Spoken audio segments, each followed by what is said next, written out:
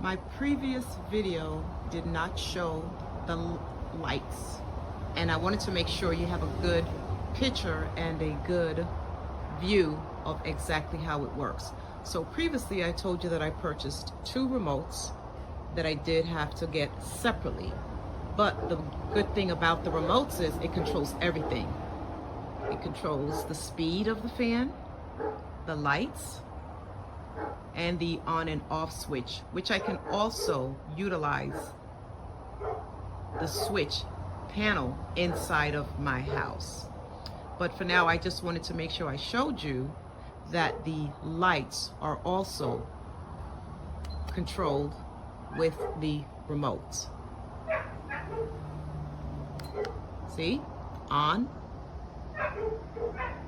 off. Stop. As I said, I love it. It goes well with my patio decor. Ease of use.